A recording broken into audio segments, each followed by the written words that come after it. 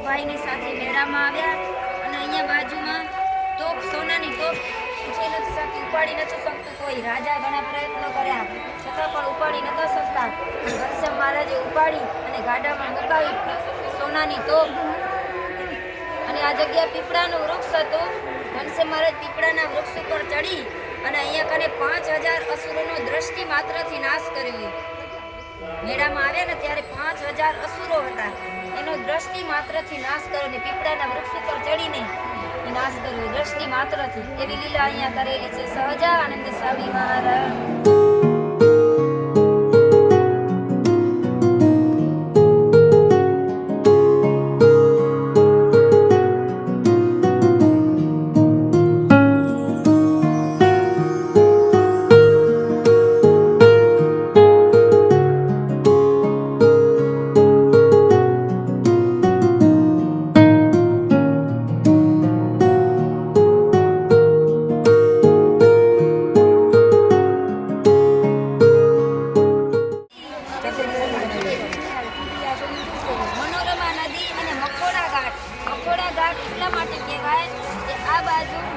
રાજાએ પુત્રની પ્રાપ્તિ માટે મગ એટલે યજ્ઞ કહેવાય. સંસ્કૃતમાં મગ એટલે યજ્ઞો કર્યા હતા. મકોડા ઘાટ, મગ ઉપરથી મકોડા ઘાટ. આ બાજુ હવનને તમે દર્શન કરી આવો. મકોડા ઘાટ એટલે દશરથ રાજાએ પુત્રની પ્રાપ્તિ માટે અહીંયા કને યજ્ઞો કર્યા. લક્ષ્મણ, ભરત અને શત્રુઘ્ન આ ચારે નગરે એવી આ પ્રસાદીનું સ્થળ છે. ઘનશ્યામ મહારાજની જય.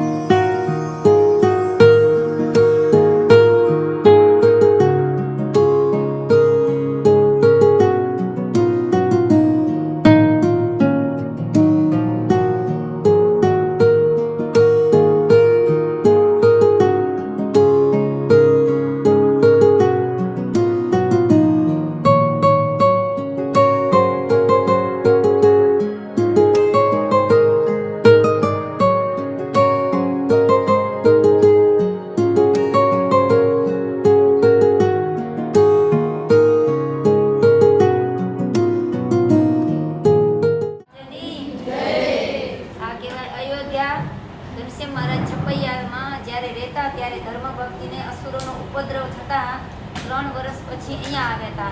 આ જગ્યાએ ઘનશ્યામ મહારાજ 8 વર્ષ રહ્યા. યજ્ઞોપવિત વિધિ પછી આ જગ્યાથી 11 વર્ષના જ્યારે થયા ત્યારે વન વિચરણ કરવા અયોધ્યામાંથી નીકળ્યા. એવું આ પ્રસાદીનું સ્થળ છે. અહીંયા ભક્તિ માતાનો પટારો પ્રસાદીનું છે. હલવાઈને દુકાનનું બારું પણ પ્રસાદીનું છે. સાકરીયો કૂવો છે. ધર્મ ભક્તિના ઘર પણ છે અહીંયા બાજુમાં. રામાનંદ સ્વામીનું જન્મસ્થાન આ કહેવાય. ઘનશ્યામ મહારાજના ગુરુ રામાનંદ સ્વામીની જન્મભૂમિ અયોધ્યા છે. સહજાનંદ સ્વામી મહારાજની જય.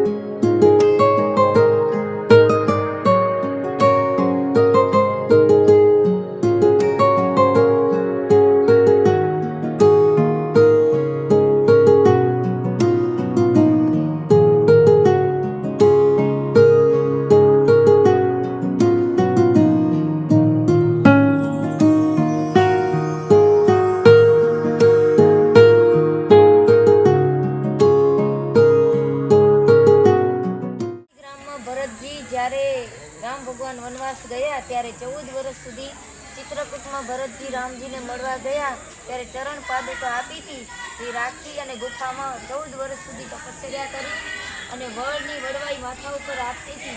એટલે ભરતજી કીધું કે મારે માથા ઉપર કેમ આવે, એટલે વડવાઈ ઊંધી થઈ ગઈ. અને ભરતજી ત્યારે તપશ્ચર્યા કરતા ત્યારે 27 તીર્થોના કૂવામાંથી જળ પીતા અને આ બાજુ ભરતકુંડ કહેવાય, ભરતકુંડમાં સ્નાન કરવા જતા. એવું આ પ્રસાદીનું નંદીગ્રામ છે. બોલો રામચંદ્ર ભગવાન કી જય. જળ લઈ આવો માથામાંથી.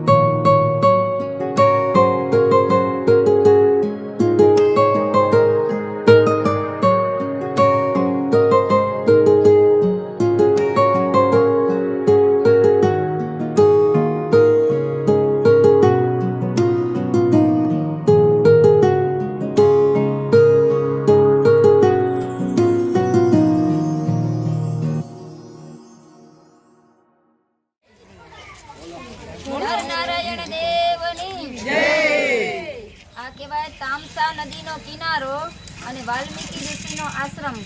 જ્યારે સીતા માતાનો ત્યાગ થયો ત્યારે આ વાલ્મીકી ઋષિના આશ્રમમાં રહ્યા હતા ગર્ભાવસ્થામાં. અને લવકુશનો જન્મ પણ આ જગ્યાએ થયો હતો. અને લવકુશે ઘોડો બાંધ્યો હતો, હનુમાનજીને પણ બાંધ્યા હતા આ જગ્યાએ. અને વાલ્મીકીજીએ આ વાલ્મીકી આશ્રમમાં રામાયણની રચના પણ આ જગ્યાએ થયેલી છે. અને સીતા વટવૃક્ષ પ્રસાદીનું છે એવું આ પ્રસાદીનું સીતા મઢી સ્થાન છે. સહજાનંદ સ્વામી મહારાજ અને સીતાજી ભૂમિમાં સમાણાય એ પણ આ જગ્યા પવિત્ર છે.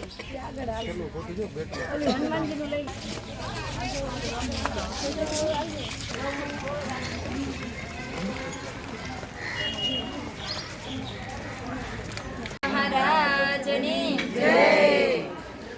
આ કહેવાય સીતામઢી. સીતાજીનો જન્મ જનકપુરમાં થયો. જનક રાજાને ત્યાં પૃથ્વી માતામાંથી જન્મ થયો ગળામાંથી. અને આ જગ્યાએ પાછા સીતામઢી આ જગ્યામાં સમાઈ ગયા. પૃથ્વી માતાએ જ પાછો એને જગ્યા લીધી અને પૃથ્વીમાં સમાઈ ગયા. અને આ સરોવર છે એ પણ પ્રસાદીનું છે. એ સમયનું સીતાજી સમાણ ત્યારનું આ પ્રસાદીનું સરોવર છે. સહજાનંદ સ્વામી મહારાજની જય.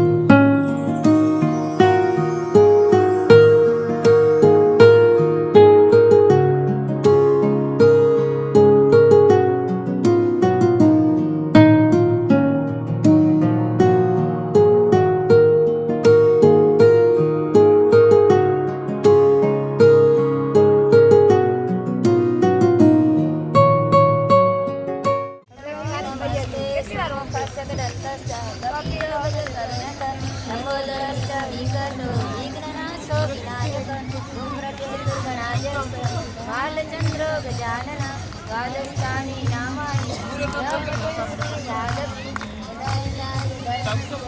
ज्ञानिर्भवति भारत अजसानं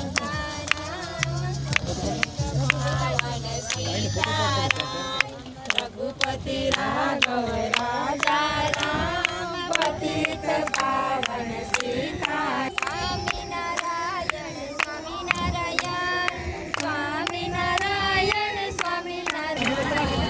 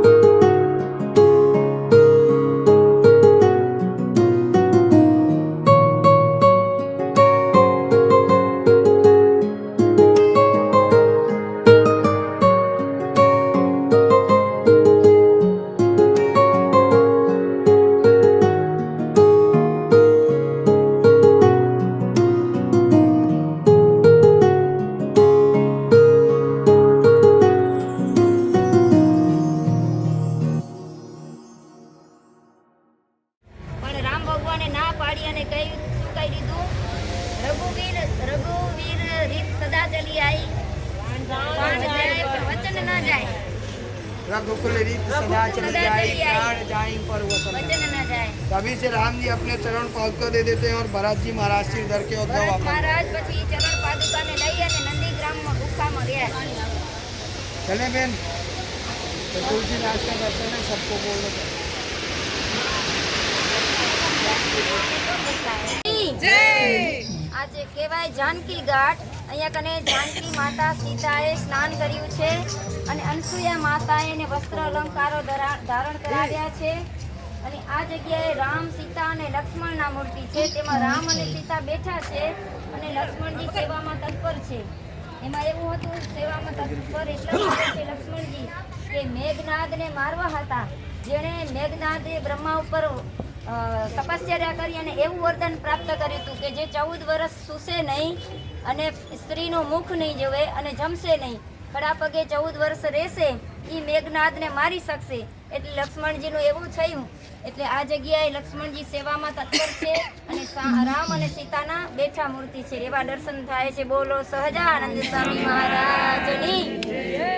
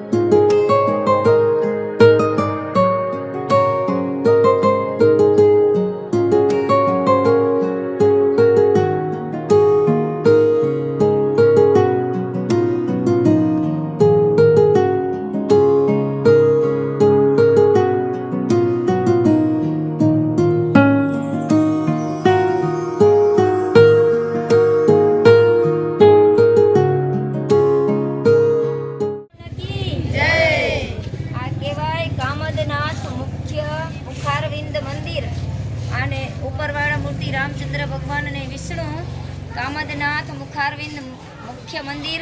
આની પૂજા સ્વયં રામચંદ્ર ભગવાને કરેલી છે એવું આ પ્રસાદીનું મુખારવિંદ મંદિર છે. સહજાનંદ સ્વામી મહારાજની જય.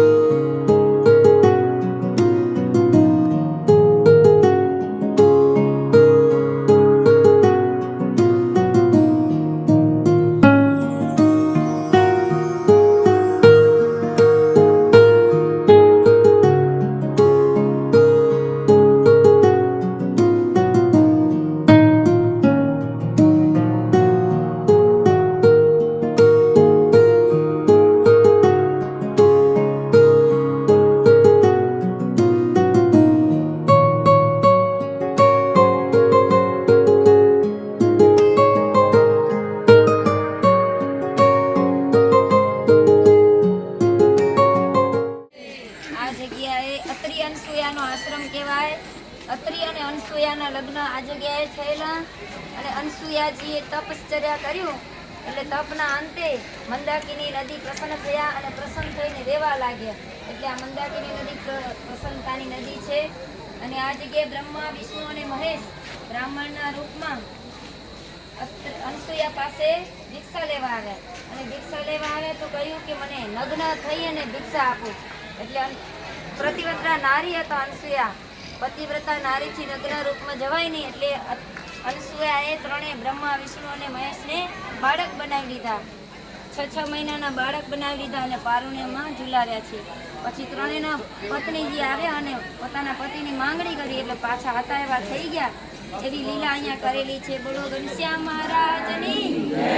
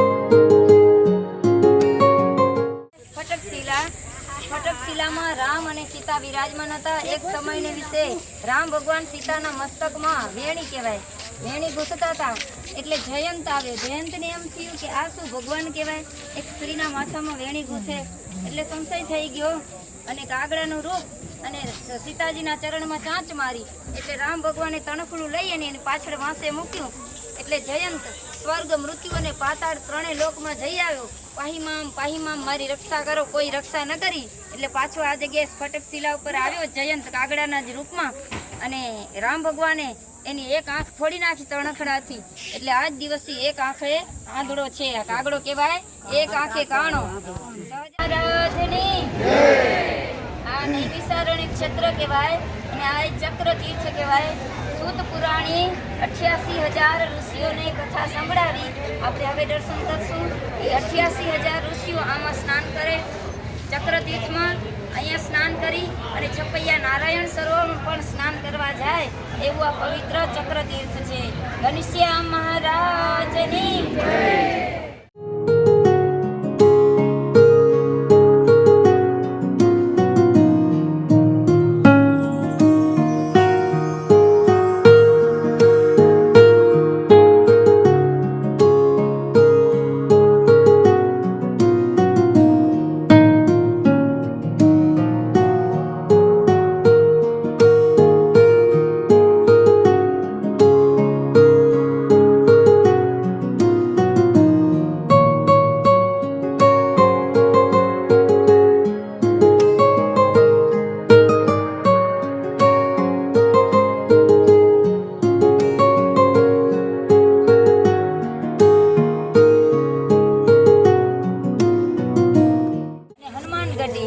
હનુમાનગઢીમાં હનુમાનજી જ્યારે રામ ભગવાન અને રાવણનું યુદ્ધ ચાલતું હતું ત્યારે અહીં રાવણ વિભીષણનું રૂપ લઈ અને રામ અને લક્ષ્મણને પાતાળમાં લઈ ગયો.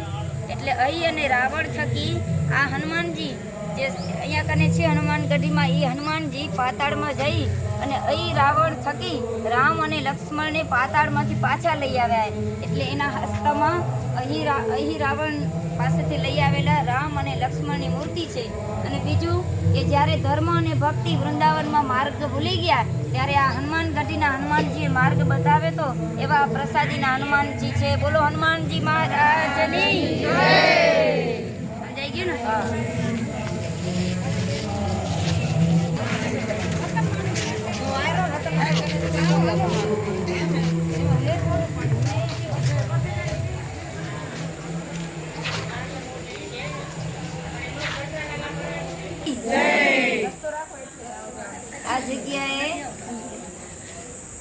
આ જગ્યા કહેવાય સામે વ્યાસ ગાડી. અહીંયા કણે વ્યાસજીએ સૂત પુરાણીએ 88,000 ઋષિઓને ભાગવતની કથા સંભળાવી છે. બીજું વ્યાસજીની ગાદી 4 વેદ, 6 શાસ્ત્ર, 18 પુરાણ, ગીતા, શ્રીમદ ભાગવત, મહાભારત, સત્યનારાયણ વ્રત બધાનું ઉદ્ગમ સ્થાન આ છે. આ મોટું વડનું વૃક્ષ છે એ પણ પ્રસાદીનું છે. અહીંયા કને 88,000 ઋષિઓને ભાગવતની કથા સંભળાવી, ચક્ર તીર્થમાં સ્નાન કર્યું અને નારાયણમાં સરોવરમાં પણ સ્નાન કરતા. અને મનુ રાજા અને શત્રુપા જેના થકી આ સૃષ્ટિનું સર્જન થયું, મનુ રાજા અને શત્રુપા એના મૂર્તિ પણ સામે એ દર્શન કરજો. શત્રુપાએ ને મનુ રાજાના ચરણમાં ઊંચું કરવા દેશું તો ખબર પડશે સૃષ્ટિનું સર્જન. અને 88,000 ઋષિમુનિઓ અહીંયા કને યજ્ઞ કર્યા હતા. એ યજ્ઞશાળા, યજ્ઞ સ્થળ એવું આ પ્રસાદીનું સ્થળ છે. અને વડનું વૃક્ષ પણ પ્રસાદીનું છે. બોલો સહજાનંદ સ્વામી ભગવાન.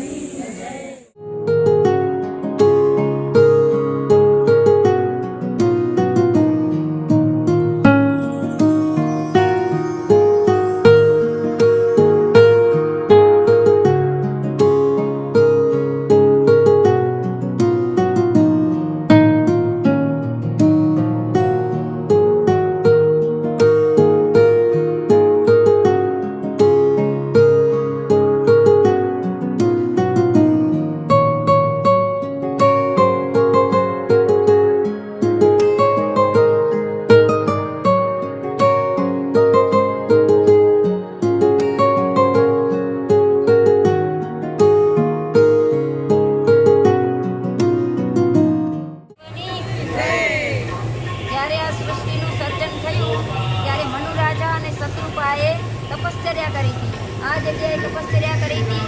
એના થકી સૃષ્ટિની સર્જન થયું. પહેલા માતા પિતા મનુરાજા અને શત્રુપા છે. બોલો ઘનશ્યામ મહારાજની જય.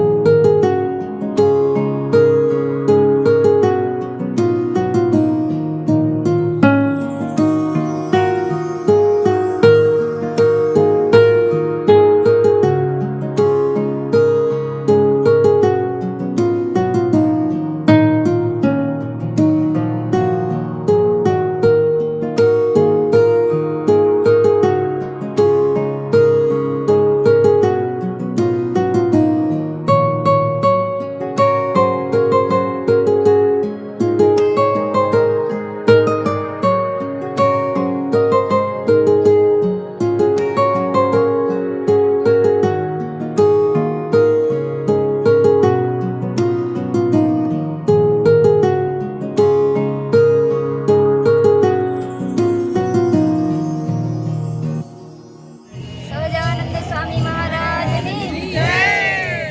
આ કહેવાય મિશ્રક ગામ. મિશ્રક ગામ અને આ દધીચી ઋષિનો આશ્રમ આપણે જાશું.